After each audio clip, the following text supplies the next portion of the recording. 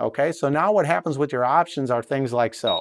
If I go to a drilling event, now I get an options page. And when I look at that, this is allowing me to add a Z safety plane in case I need to get up over a clamp from hole to hole. And if I turn that on, I'm going to add a question over here asking what I want that dimension to be. I can change the types of PECs as you've seen before, from variable to fixed to chip break.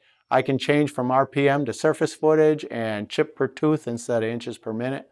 Turn on my dwell requests, my event comments, and also in here I have a button for multiple holes. So once I program one hole, if I come back and turn this on, all I have to do is give X and Y locations for every other hole, and it'll add all this information into each one of those events.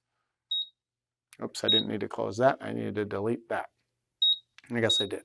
Okay, so let me talk about how it works in a milling event. So in here, when I go to my options page, all I have in here is the ability to add the Z safety plane, change from my feeds and speeds from RPM to surface footage and so on in my event comments, okay? In something like a pocket, no matter what type of a pocket I'm going to choose, but in this case I'm just going to put a circle in here, you're going to see that my options will come up and I have quite a few more of them. So not only can I change my feeds and speeds in my Z safety plane, but I can add a finish cut to the pocket, I can change the entry method, I can change the toolpath method, I can change the step over method, and my rough cut tolerances and things like that, okay? So depending, the more complicated the event is, the more things I can change, all right?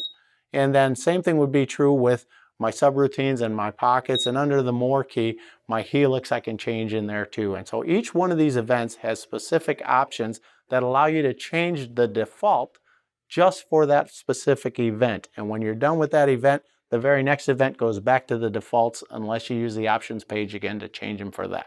So that should hopefully make it a lot clearer on the mill, the difference between defaults and options, and it's going to make your programming sequence a lot easier and faster to get around in.